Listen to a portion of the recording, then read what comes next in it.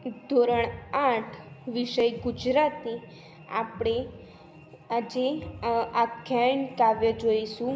16મું, જેનું નામ છે સુદામો દીઠા શ્રી કૃષ્ણદેવરે. એ આખ્યાન કાવ્યના કવિનો પરિચય લઈશું. તો એ આખ્યાન કાવ્યના કવિનું નામ છે પ્રેમાનંદ. તેમનો સમય ઈસવીસન 17મી સદી. મહાકવિ પ્રેમાનંદ વડોદરાના વતની હતા. તેઓ ઉત્તમ કથાકાર અને માણભટ્ટ હતા. મહાકવિ માણ ઉપર થાપ આપીને કથાને પઠન, ગાયન અને અભિનય દ્વારા રજૂ કરીને તેમની રચનાઓ તેમને લોક સમુદાયમાં ગુંજતી કરી હતી. રામાયણ, મહાભારત અને પુરાણોમાંથી કથાવસ્તુ પ્રસંગો લઈને તેમણે તત્કાલીન ગુજરાતી વાતાવરણને જીવંત રીતે નિરૂપીને આખ્યાનને એક નવું જ રૂપ આપ્યું છે.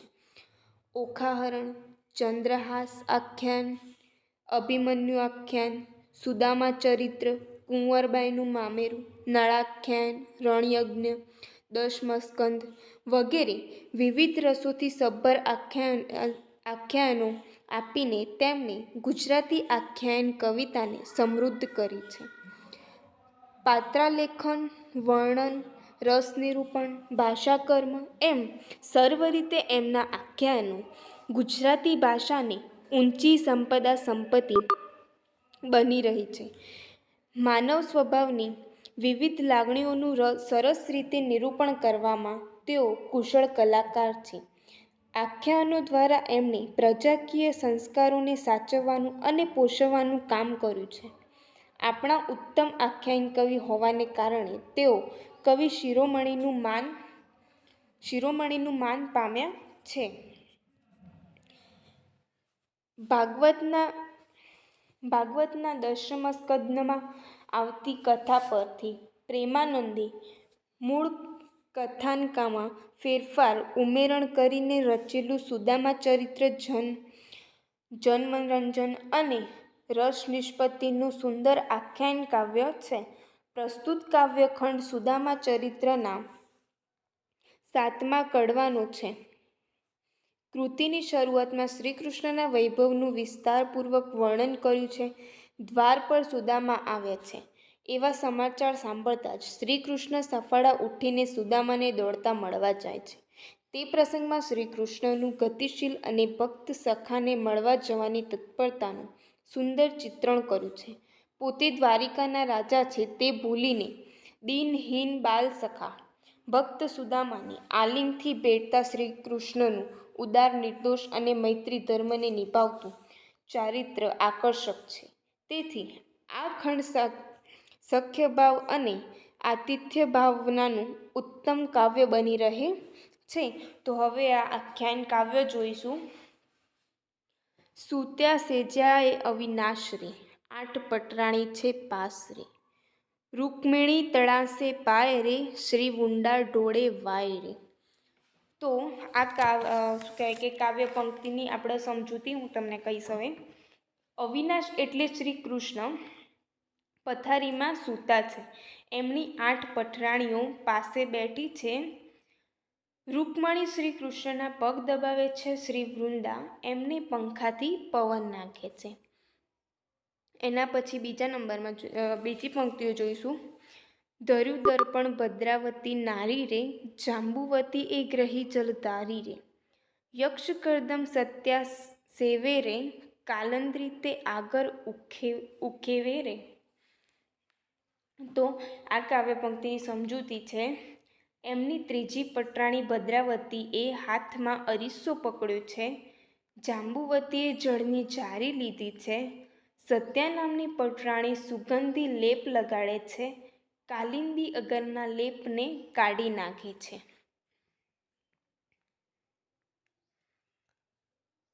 લક્ષ્મણા તંબોળને લાવે રે, સત્યભામા બીડી ખવરાવે રે. હરી પોઢ્યા હિંડોળા ખાટ રે, પાસે પટરાણી છે 8 રે. આ કાવ્ય પંક્તિઓ સમજાવતા કવિ કહે છે, બીજી 16 લક્ષ્મણા તાંબુલા એટલે કે પાનનું બીડું લઈને આવે છે અને સત્યભામા શ્રી કૃષ્ણને એ પાનનું બીડું ખવડાવે છે. શ્રીહરિ હિંડોળા ખાટમાં સૂતા છે અને એમની પાસે 8 પટરાણીઓ બેઠી છે. બીજી 16 સહસ્ત્ર છે શ્યામા રે, કો હંસ ગતિ ગજગામા રે. મૃગનેણી કોઈ ચકોરી રે, કો શામળી કો ગોરી રે. આ કાવ્ય પંક્તિઓ સમજાવતા કવિ કહે છે, બીજી 16,000 સ્ત્રીઓ પણ ત્યાં છે. કોઈ હંસની જેમ તો કોઈ હાથીની જેમ ધીમી મોહક ગતિથી ચાલનારી છે. કોઈ હરણની આંખો જેવી તો કોઈ ચકોર જેવી તેજસ્વી આંખો ધરાવતી છે. કોઈ પટરાણી રંગે શ્યામ છે તો કોઈ સુંદર રૂપાળી છે. કો મુગ્ધા બાલ કિશોરી રે, કો શ્યામ છબીલી છોરી રે. ખડકાવે કંકણ મોરી રે, ચપડા તેલે ચિત ચોરી રે. આ કાવ્ય પંક્તિ સમજાવતા કવિ કહે છે, કોઈ મોહ પરમાળે તેવી બાળ કિશોરી છે તો કોઈ શ્યામ છબીલી જેવી ચંચળ યુવતી છે. તેઓ પોતાના હાથની બંગડીઓ ખખડાવીને શ્રી કૃષ્ણનું ચિત્ત ચોરી લે છે. આગળની કાવ્ય પંક્તિ જોઈશું. કો ચતુર સંગત નાચે રે, તે ત્યાં રીંછવી સંગમ જાચે રે. હરિ આગળ રહી ગુણ ગાતી રે, વસ્ત્ર બિરાજે નાના ભાતી રે. આ કાવ્ય પંક્તિઓ સમજાવતા કવિ કહે છે, કોઈ ચતુર સ્ત્રી નાચે છે અને શ્રી કૃષ્ણને પ્રસન્ન કરી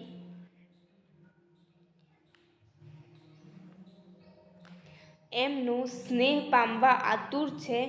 આમ સૌ સ્ત્રીઓ શ્રી કૃષ્ણ આગળ રહીને એમના ગુણ ગાય છે અને તે સૌ વિવિધ પ્રકારના વસ્ત્રોથી શોભી રહ્યા છે. ચંગ મૃદંગ ઉપંગ આજે ગાજે રે, શ્રીમંડળ વીણા વાજે રે. ગાંધર્વા કળા કો કરતી રે, ફટકે અંબર કરમાં ધરતી રે. આ કાવ્ય પંક્તિ સમજાવતા કવિ કહે છે, ત્યાં ચંગ મૃદંગ અને ઉપંગ. ચંગ મૃદંગ અને ઉપંગ એ વાજિંત્રોના નામ છે. તો કહે છે કે ત્યાં ચંગ મૃદંગ અને ઉપંગ જેવા વાજિંત્રો વાગી રહ્યા છે. શ્રીમંડળ વીણા પણ વાગી રહ્યા છે. કોઈ સ્ત્રી ગંધર્વની જેમ કળા કરે છે તો કોઈ એ ફટક અવાજ સાથે હાથમાં વસ્ત્ર પકડવું છે. ચતુરા નવ ચૂકે ચાલ રે, હિંડે મરમે જેમ મરાલ રે. મેનકા ઉર્વશીની જોડ રે, તેથી રીઝ્યા શ્રી રણ છોડ રે. આ કાવ્ય પંક્તિ સમજાવતા કવિ કહે છે, ચતુર સ્ત્રી ક્યારેય પોતાની ચાલ ચૂકતી નથી. તે હંસની જેમ છુપી રીતે ચાલે છે. તે સ્વર્ગની 2 અપ્સરાઓ મેનકા અને ઉર્વશીની જેમ શોભે છે. તેથી તેને જોઈને શ્રી કૃષ્ણ પ્રસન્ન દેખાય છે. આગળની કાવ્ય પંક્તિ જોઈશું.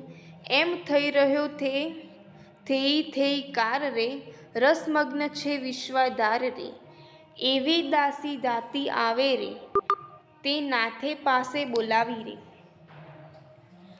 આમ આ રીતે નાચગાન થઈ રહ્યા છે, જેને જોઈને વિશ્વના આધાર એવા ભગવાન શ્રી કૃષ્ણ પટરાણીઓ સાથે સેવા ચાકરીમાં રસમગ્ન છે.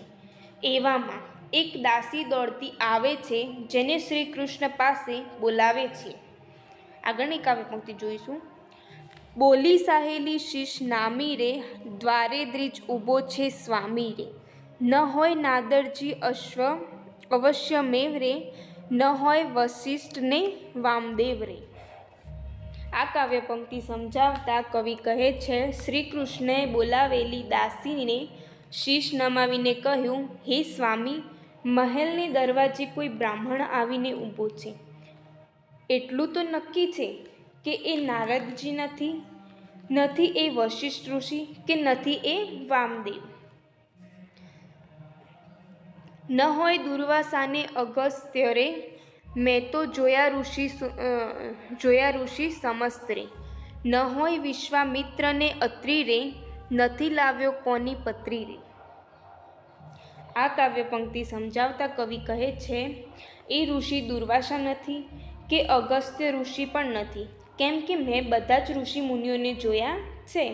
એટલે આ વિશ્વામિત્ર ઋષિ નથી અને અત્રિ ઋષિ પણ નથી. એ કોઈનો પત્ર પણ લાવ્યા નથી. દુઃખી દરિદ્ર સરખો ભાસે રે, એક તુંબી પાત્ર છે પાસે રે.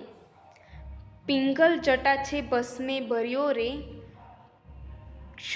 ક્ષુધા રૂપિણી સ્ત્રીએ તે વર્યો રે. આ કાવ્ય પંક્તિ સમજાવતા કવિ કહે છે, તે અત્યંત દુઃખી અને ગરીબ જેવો દેખાય છે. એની પાસે માત્ર એક તુંબી પાત્ર છે. માથાની ભૂખરી જટા જાણે રાખથી ખરડાયેલી હોય અને એ જાણે ભૂખરૂપી સ્ત્રીને પરણ્યો હોય એવું લાગે છે.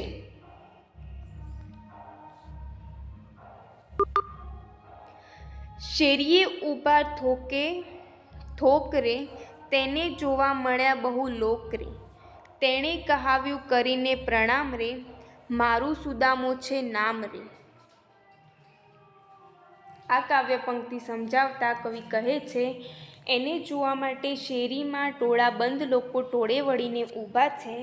તેને પ્રણામ કરીને કહ્યું, મારું નામ સુદામા છે. જ્યારે દાસીનો બોલ સાંભળ્યો રે, હે કરી ઉઠ્યો શામળિયો રે.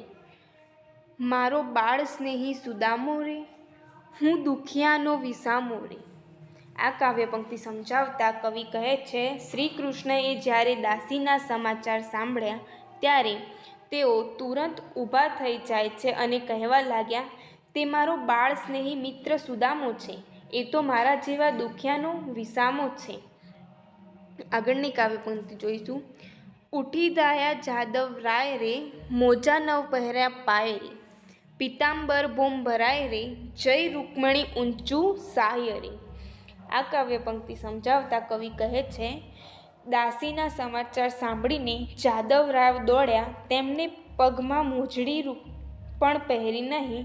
દોડતા દોડતા તેમનું પિતાંબર પગમાં ભરાય છે એટલે રૂકમણી દોડીને તેને ઊંચું પકડી લે છે. આગળની કાવ્ય પંક્તિ જોઈશું. આનંદે ફૂલી ઘણું કાય રે, હૃદય ભાર વિશ્વાસ ન માય રે. ઢળી પડે વળી બેઠા થાય રે, એક પલક તે જુગ વહી જાય રે. આ કાવ્ય પંક્તિ સમજાવતા કવિ કહે છે, શ્રી કૃષ્ણને ઘણો આનંદ થાય છે, જે હૃદયમાં શ્વાસ થકી સમાતો નથી. એ દોડતા દોડતા પડી જાય છે અને ફરી પાછા ઊભા થાય છે, જાણે શ્રી કૃષ્ણને એક પળ યુગ જેવી લાંબી લાગે છે. સ્ત્રીને કહેતા ગયા ભગવાન રે, પૂજા થાળ કરો સાવધાન રે. આ હું ભોગું રાજ્યાસન રે, તે તો એ બ્રાહ્મણનું પુણ્ય રે. આ કાવ્ય પંક્તિ સમજાવતા કવિ કહે છે, જતા જતા ભગવાન શ્રી કૃષ્ણ સ્ત્રીઓને કહેતા ગયા, પૂજાની સામગ્રી તૈયાર કરો. આ હું જે દ્વારિકાનું રાજ્યાસન ભોગવું છું, તે તો એ બ્રાહ્મણના જ પુણ્યથી છે. જે નમશે એના ચરણ ઝાલી રે, તે સહુપે મુझને વહાલી રે. તવ સ્ત્રી સહુ પાછી ફરતી રે, સામગ્રી પૂજાની કરતી રે. આ કાવ્ય પંક્તિ સમજાવતા કવિ કહે છે, વળી જતા જતા ભગવાન શ્રી કૃષ્ણ સ્ત્રીઓને એમ પણ કહેતા ગયા, જે સુદામાને નીચે નમીને પગે લાગશે એ મારી સૌથી વધારે વહાલી થશે. આ વાત સાંભળતા જ તેઓ પટરાણીઓ પાછી ફરી અને પૂજાની સામગ્રી તૈયાર કરવા લાગી. કહે માહો માહે વળી બાઈ રે, કેવા હશે શ્રી કૃષ્ણજીના ભાઈ રે. જેને હશે શામળિયા શું સ્નેહ રે, હશે કંદર કોટી તેની દેહ રે. આ કાવ્ય પંક્તિ સમજાવતા કવિ કહે છે, વળી સ્ત્રીઓ અંદરો અંદર પૂછે છે, બહેન આપણા શ્રી કૃષ્ણના એ ભાઈ કેવા હશે, જેને શામળિયા સાથે સ્નેહ હશે. એનું શરીર તો કરોડ કામદેવ જેવું રૂપાણું જ હશે. લેઈ પૂજાના ઉપહાર રે, ઊભી રહી છે 16,000 રે. બાઈ લોચનનું સુખ લીજે રે, આજ દિયરનું દર્શન કીજે રે. આ કાવ્ય પંક્તિ સમજાવતા કવિ કહે છે 16,000 સ્ત્રીઓ પૂજાની સામગ્રી લઈને ઊભી રહી છે. તેઓ અંદરો અંદર વાત કરે છે, બહેન આજે દિયરનું દર્શન કરીને આપણે તેને જોવાની આનંદ લઈએ. શુકજી કહે સાંભળ રાય રે, શામળિયોજી મળવાને જાય રે. છબીલોજી છૂટી ચાલે રે, મૂકી દોટ તે દીન દયાલે રે. આ કાવ્ય પંક્તિ સમજાવતા કવિ કહે છે, શુકદેવજી કહે છે, હે રાજા સાંભળ, શામળિયોજી સુદામાને મળવા ગયા. છબીલાજી ઝડપથી ચાલી જાય છે, પછી તો શ્રી કૃષ્ણે દોટ જ મૂકી છે. સુદામો દીઠા શ્રી કૃષ્ણ દેવ રે, છૂટ્યા આંસુ શ્રાવણ નેવ રે. જુએ કૌતિક ચારે વર્ણ રે, ક્યાં આ વિપ્રને ક્યાં આ અશરણ શરણ રે. આ કાવ્ય પંક્તિ સમજાવતા કવિ કહે છે, શ્રી કૃષ્ણએ સુદામાને જોતા જ શ્રાવણ માસમાં જેમ ધોધમાર વરસાદ પડે તેમ તેમની આંખોમાંથી આંસુ વહેવા માંડ્યા. આ જોઈને ચારેય લોકના લોકોને આશ્ચર્ય થયું. ક્યાં આ બ્રાહ્મણ અને ક્યાં આ અશરણને શરણ આપનાર ભગવાન?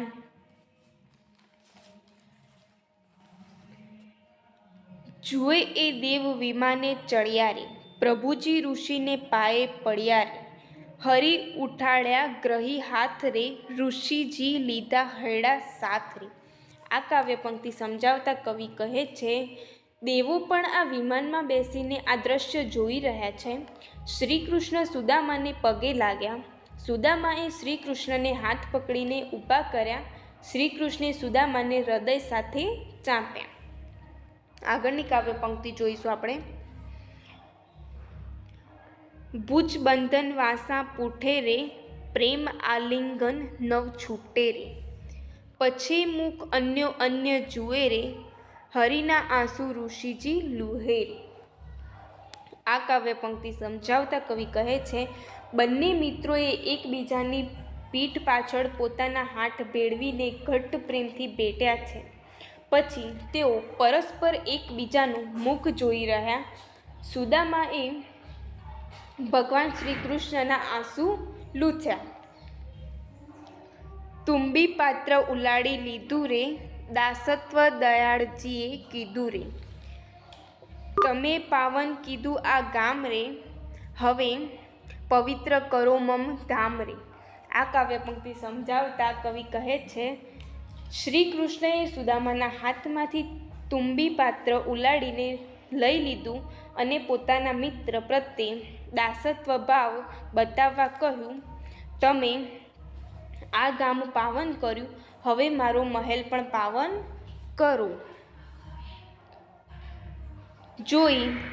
જોઈ હાસ કરે સહુ નારી રે, આશી રૂડી મિત્રાચારી રે. ગણું વાંકા બોલી સત્યા ભામા રે, આશા ફૂટડા મિત્ર સુદામા રે. આ કાવ્ય પંક્તિ સમજાવતા કવિ કહે છે, બંને મિત્રોનો સંવાદ સાંભળી મહેલમાં સ્વાગત માટે ઊભેલી સૌ સ્ત્રીઓ હસ્યા કરે છે અને તે સૌ કહે છે, આ કેવી સરસ મિત્રતાચારી છે. ત્યાં જ સત્યભામા કટાક્ષમાં બોલી, આ તે કેવા રૂપાણા છે મિત્ર સુદામા. આગળની કાવ્ય પંક્તિ જોઈશું. હરી આને ઉઠી શું ધાયા રે, ભલી નાનપણની માયા રે. ભલી જોવા સરખી જોડી રે, હરીને શોધો આને રાખોડી રે. આ કાવ્ય પંક્તિ સમજાવતા કવિ કહે છે, શ્રીહરિ આમને મળવા શું જોઈને દોડ્યા હશે. આ તો ખરી બાળપણની માયા કહેવાય. આ તો ખરી જોવા જેવી જોડી છે. અરે આપણા હરિ, એ તો સુગંધભર્યો લેપ લગાડેલો છે, જ્યારે આને તો ભસ્મનો લેપ લગાડ્યો છે. આગળની કાવ્ય પંક્તિ જોઈએ. જો બાળક બહાર નિસરશે રે, તો જોઈ કાકાને છળશે રે. તવ બોલ્યા રૂકમણી રાણી રે, તમે બોલો છો શું જાણી રે. આ કાવ્ય પંક્તિ સમજાવતા કવિ કહે છે, જો કોઈ બાળક બહાર નીકળશે તો કાકાને જોઈને જરૂર ડરી જશે. આ સાંભળીને રાણી રૂકમણી બોલ્યા, તમે શું જોઈને આવું બોલો છો? વલણ: શું બોલો છો વિસ્મે થઈ, હરિભક્તને ઓળખો નહીં? બેસાડ્યા મિત્રને શય્યા ઉપર, ઢોળે વાય હરિ ઊભા રહે. આ કાવ્ય પંક્તિ સમજાવતા કવિ કહે છે, તમે આમ નવાઈ પામીને આવું શું બોલો છો? તમે હરિભક્તને ઓળખતા નથી? શ્રી કૃષ્ણે મિત્ર સુદામાને પોતાની પથારી ઉપર બેસાડ્યા અને પોતે ઊભા રહીને એમને પંખાથી પવન નાખવા લાગ્યા. આમ આ આખ્યાન કાવ્ય તમારું અહીંયા પૂર્ણ થાય છે અને એની શબ્દ સમજૂતી છે જે તમારે નોટબુકમાં લખવાની છે. સેજા, સેજ, શશા, પથારી. તણાસુ, ધીમે ધીમે ચંપી કરી. યક્ષકર્દમ, કસ્તુરી, કેસર, ચંદન, રક્તચંદન, અંબર, અગર, બરાસ અને સોનાના વરખને પીસી ઘૂંટીને તૈયાર કરેલો લેપ. સેવવું એટલે લગાવવું. ઉખેવવું એટલે કે ઉખેડવું, કાઢી નાખવું. બીડી, પાન, બીડી. અહીંયા પાનની બીડીની વાત કરવામાં આવી છે. ખડકાવવું, રણકાર ભર્યો અવાજ કરવો. ચતુર, ચતુર સ્ત્રી, નાચવું, માગવું. નાના ભાતી, વિવિધ પ્રકારના. પછી ચંગ, મુખેથી વગાડવાનું, વાજવું. મૃદંગ, બંને બાજુ વગાડી શકાય એવું ઢોલક જેવું એક વાદ. ઉપંગ, એક પ્રકારનું વાદ. શ્રીમંડળ વીણા, તો એક પ્રકારનું તંતુવાદ વીણા. ગાંધર્વી, ગંધર્વની સ્વર્ગના ગવૈયાની. અંબર, વસ્ત્ર. મરાલ, હંસ. રસમગ્ન, રસમાં ડૂબેલું. દ્વિજ, બ્રાહ્મણ. અવશ્યમેવ એટલે નક્કી જ. પત્રી, પત્ર, કાગળ. પિંગલ, લાલાશ પડતા પીળા રંગનું. થોકે થોક, મોટા જથ્થામાં, ટોળાબંધ. સહુએ, સૌથી વધારે. મોહે, માહે, અંદર અંદર. દાવવું, દોડવું. કંદર્પ, કામદેવ. ઉપહાર, ભેટ, પૂજાની સામગ્રી. લોચનનું સુખ, જોવાનો આનંદ.